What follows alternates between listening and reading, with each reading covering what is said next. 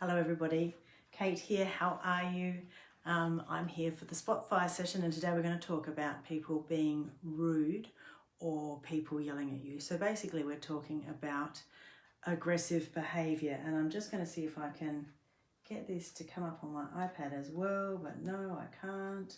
Alright, there you go, because I'm hoping that I can see your messages because otherwise I can't see them.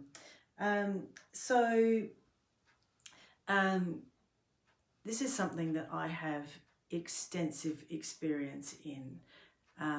So for about 18 years, I worked in the area of child support, making decisions about how much money one parent paid to the other when there was a dispute. And so I've heard more than 4,000 cases in my lifetime. And that means that every time there was an application, somebody would be applying for the child support to go up, or for somebody, or for the child support to go down. And no matter who was on the other side, they were not likely to be happy with the outcome. So they didn't want the decrease, or they didn't want the child support to go up.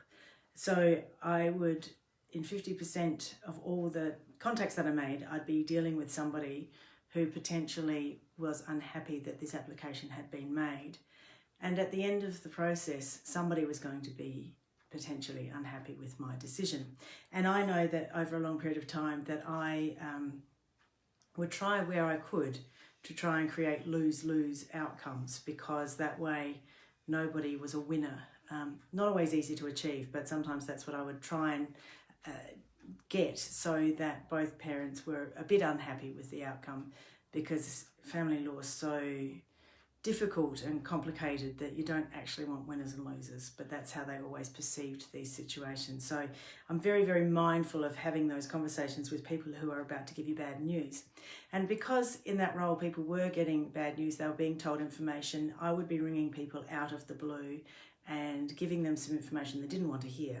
And as a result, many, many times people were very rude to me. They called me names that started with very rude letters, with letters C and F, and they called me many names, and lots of people have yelled at me about this, about their child support matters over the years. So I have extensive experience in that. One of the things that I'm very proud of is that over the years I've developed my skills to the point where I get yelled at very little.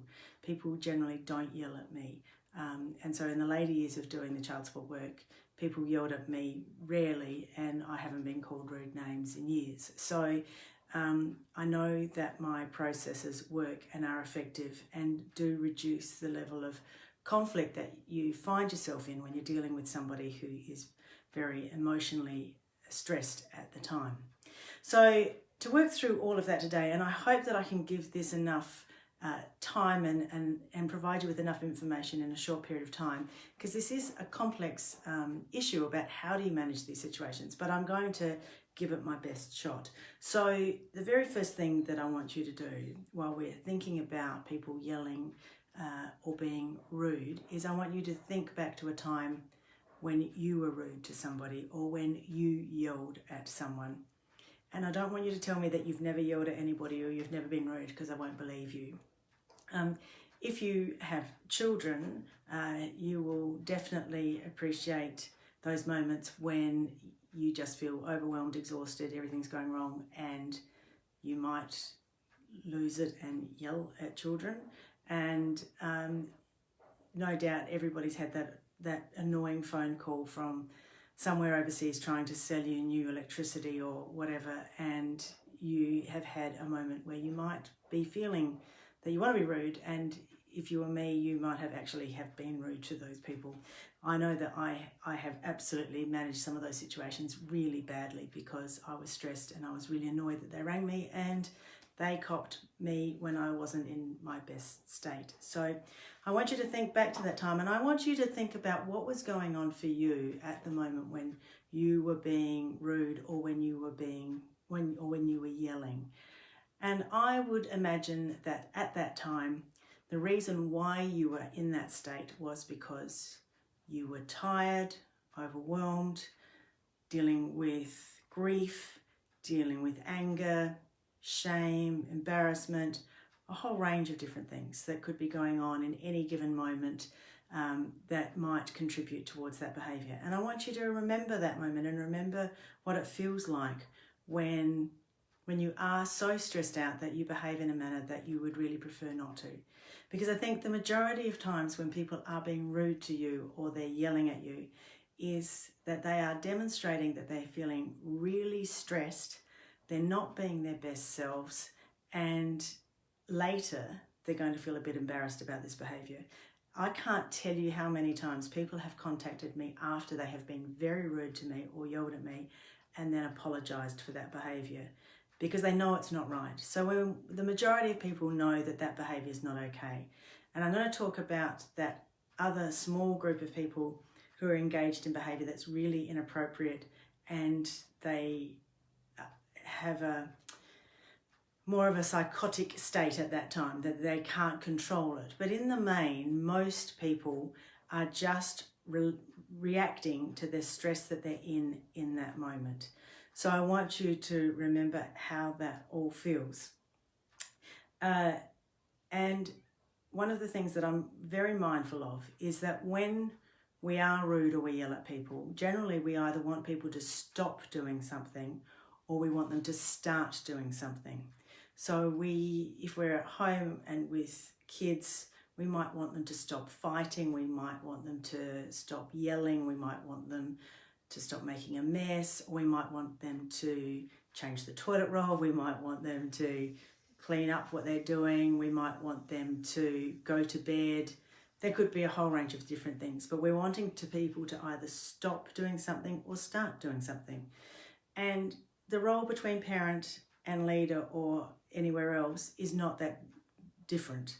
It's just that children generally don't have an opportunity to answer back the way that adults do. But realistically, if you yelled at your child and said, "Go to bed now, I've had enough, that is it, you are going to bed." So you have that moment.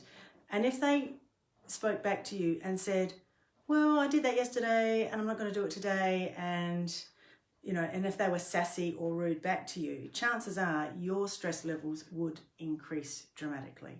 So it's not any different in a workplace situation or in a commercial setting where people are selling things or there's a problem or whatever. So that's my other phone, but that will stop in a minute. So we're looking at things, people acting, needing to do something or needing to stop doing something. They're very stressed in that moment, and the way in which we respond to them in that moment is crucial. Now, this is where the self-awareness is just so important. And I'm going to, as per usual, draw something for you. But when somebody is being rude or yelling at you, this is my favourite image. They go into the world of one, the world of me. It's all about me. I'm feeling stressed. I'm feeling stressed because I'm tired, I'm overwhelmed, I'm in a hurry, I'm angry, I'm grief-stricken, I'm embarrassed, whatever it may be. But in that moment, I'm very, very, very stressed. It's all about me. And you're there, and I want you to do something. I want you to either stop doing something or I want you to start doing something. But nevertheless, I am going to send that energy to you because you are the next port of call. You are the person that I have to deal with in order to fix this problem, and so you're going to wear it.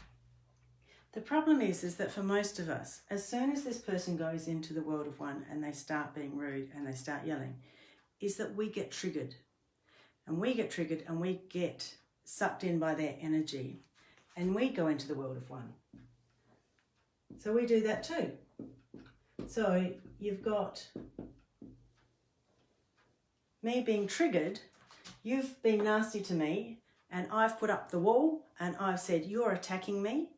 And I need to defend myself, so I'm going to make statements which demonstrate that you have attacked me and you have offended me, and I'm going to block any way in which I can help you. And I might tell you initially that you've been very rude to me, and I might become a bit self-righteous and a whole range of different things. And so quite often our reaction to somebody being rude and yelling at us is to actually inflame the situation because we react in a similar way to the other person.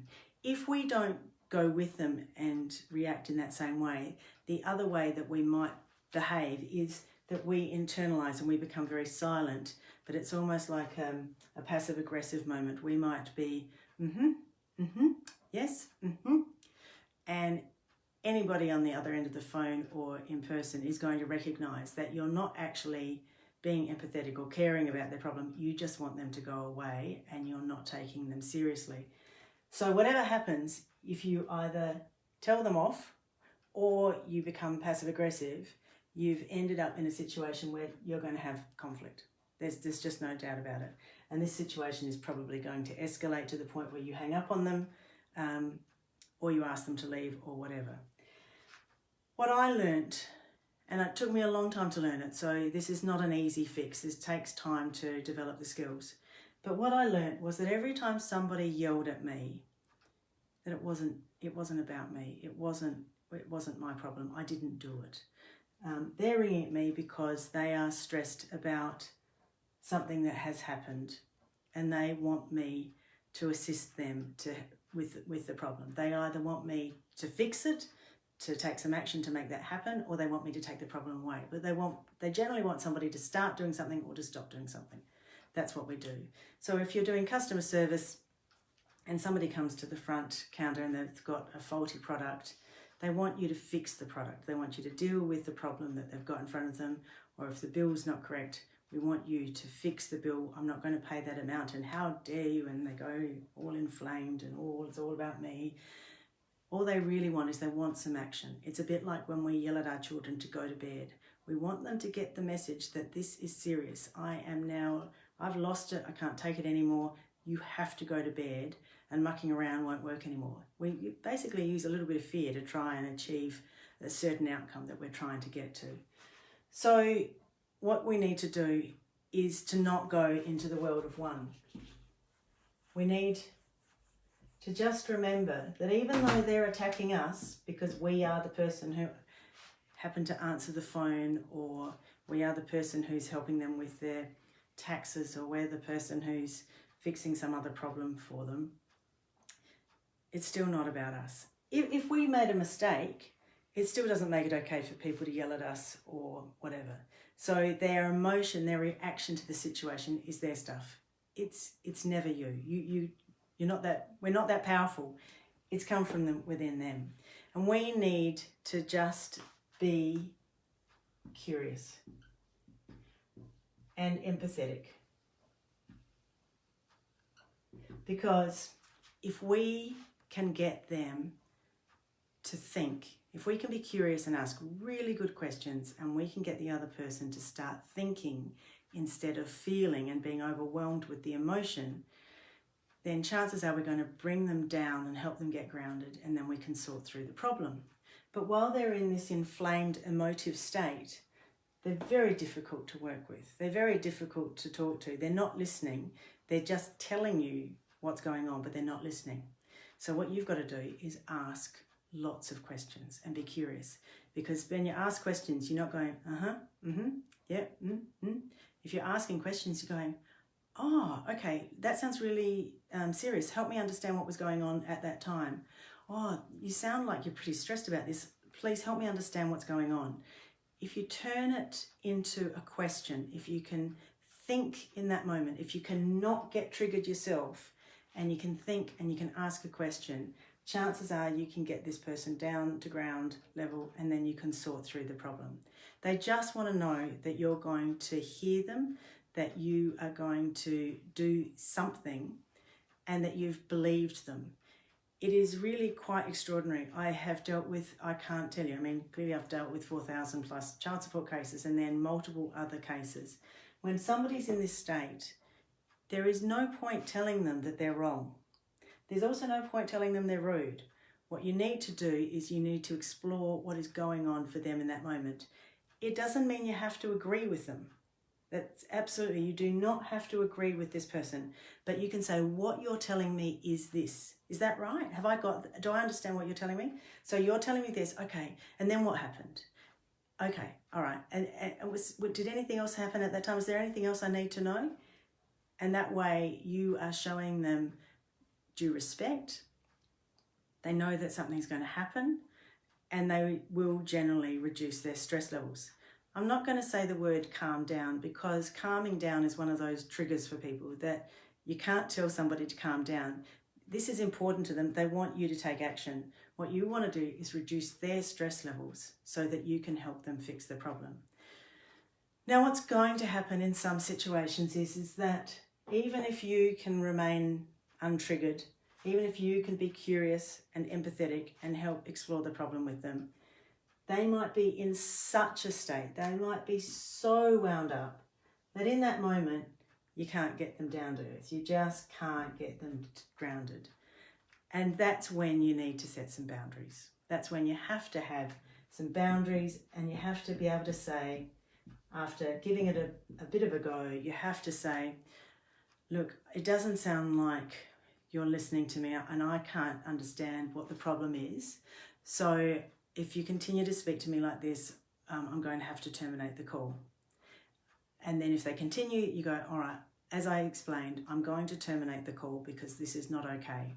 Or if you're in the room with them, you can say, I'm going to leave the room now and I'll talk to you about this later, but I can't talk to you about these things while you're speaking to me in that manner. You don't say you're being rude, you're not being critical, you're just saying that they're in a state that makes it very difficult for you to communicate with them. And then you get out of there. And that's really important, that you end it, that you don't keep feeding this, because this will burn out. Like this, they'll get off the phone and they'll rant and rave, but eventually their stress levels will reduce, and they very often do ring back and apologise, or they will contact you and apologise. It is really quite extraordinary that if people are treated with respect, they will acknowledge that and they will come back and apologise for their behaviour. If they have got themselves so wound up, that may or may not happen. But at the end of the day, that's not your responsibility. That's theirs. If you have treated people with respect and you have been empathetic and curious and you've tried to do what you can, then the best thing you can do is terminate whatever's going on and write it down, because you need to protect yourself, because you don't know what else is going to come from this situation, particularly if this person is completely wound up. So make sure that you keep a record of what has gone on. Now, one of the things that I want to put to you is that this situation can be really tricky if the person who's being rude or yelling at you is your boss. And I have seen this in more situations than I want to remember, but that can very much happen where it is your boss. And it's very, very hard to go into this state when you're being yelled at by your boss, because they are holding you responsible for them feeling bad because they're saying that you didn't do something which is important to them, which may or may not be true. It's hard to know, but I have seen that. And what often happens is that is such a scary scenario, because your boss is somebody that you are meant to look up to.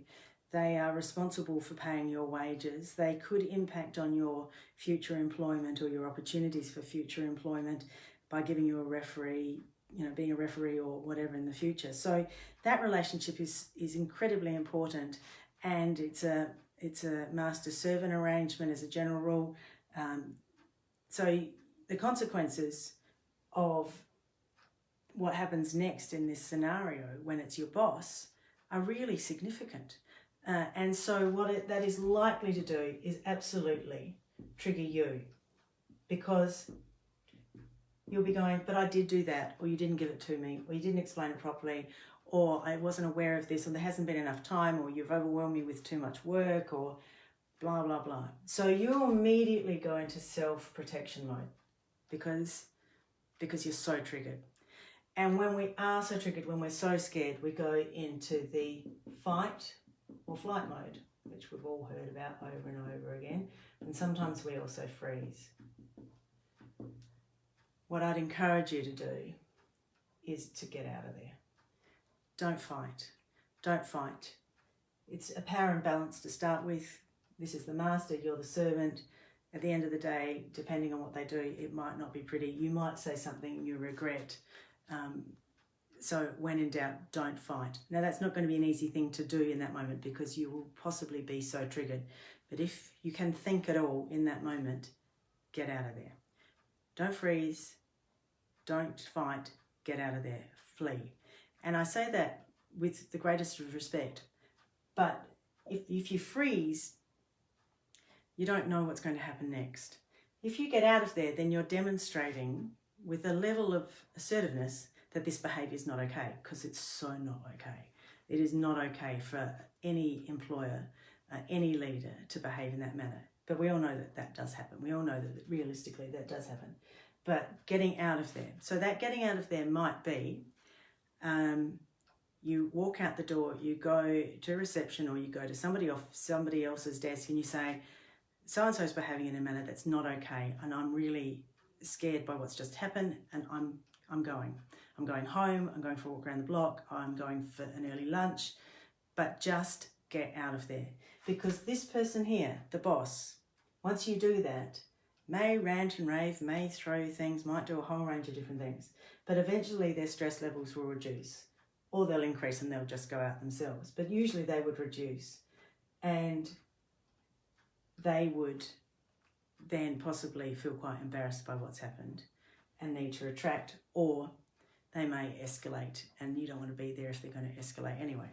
But you need to tell somebody what you're doing, and you need to write it down. You absolutely have to write it down. It's just not okay for anybody to behave in that manner in the workplace. It doesn't create a safe work environment, and potentially, if this is something that's happening on a regular basis, there may be other actions that need to be taken to ensure that this person stops that behaviour, because nobody should be feeling unsafe in a work environment. But get out and take a record of what you're doing. One of the things that I'm also aware of is that in a lot of the work that I've done, particularly over the phone, a lot of the work I've done has been over the phone and not in person. And so often dealing with people in high levels of conflict, feeling very, very stressed like this. And all I've got to work with at that time is my voice. Now, I'm going to look up my notes right now because I can't ever remember these things. But Dr. Albert Mehrabian talked about the different ways in which we provide information. And so we think words are really important, but realistically we're talking about 7% of the message comes across using words. Then 38% comes across with tone. So the tone of voice. And then 55% is body language. So if you are managing these situations on the phone, you have only got less than 50% of your messaging is able to come through with your words and your voice. And this is where I've done the bulk of my work. Keeping calm, keeping your voice calm, keeping your tone of voice calm is incredibly powerful. I know, and I know from personal experience, that I was once on a phone to a client who was very agitated and yelly and carrying on, me, very, very agitated. He was so agitated that, and he had some mental health issues. So he had a social worker on the line with him when I was speaking to him. And the social worker, thank God, gave me this wonderful feedback one day when I was speaking to this man. This person was very rude to me. And what I was doing during this phone call was that his voice would escalate and go up, and mine would mirror it. And so while he's screaming, my voice, even though I wasn't yelling, I was going up here and I was getting more and more agitated. And so I was upping the ante because of my tone of voice. I didn't mean to. I thought I was being calm, but I was so triggered by how rude he was being to me that I was struggling in this scenario. And I was mindful that somebody else was, part of the call. But even then, because of this was back in the early days, I was so triggered and I was so struggling with the personal attacks on me that I very much had a tone of voice that escalated the situation. You have to practice it. You have to practice being in the moment, keeping calm, being curious, and keeping your tone of voice down like this. Just if you can, not inflame your tone of voice, particularly when you're dealing with people over the phone. If you can be in the moment and care about the other person who is seriously stressed.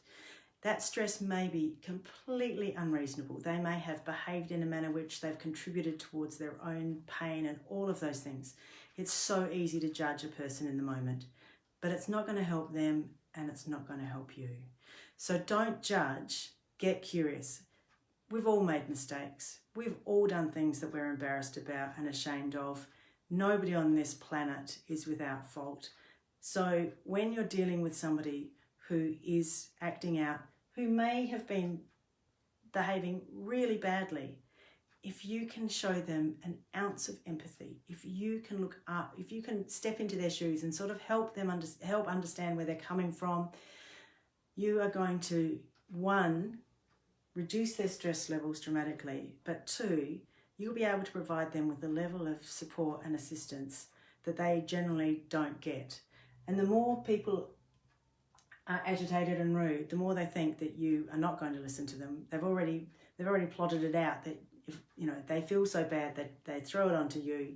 They're incredibly rude. They yell at you, and they're almost daring you not. They're daring you to be empathetic. They're daring you not to help them.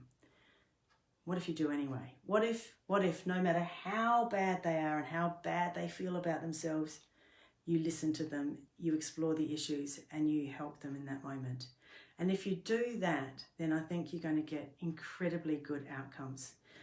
I just don't get yelled at anymore. It just doesn't happen. I can keep my tone of voice calm. I can recognise that in the moment this has got nothing to do with me. If I have to say sorry, if I have made a mistake, I will always apologise. I will always fall on my sword if I've made a mistake. There is nothing to be gained from pretending that I didn't contribute to the problem if I did.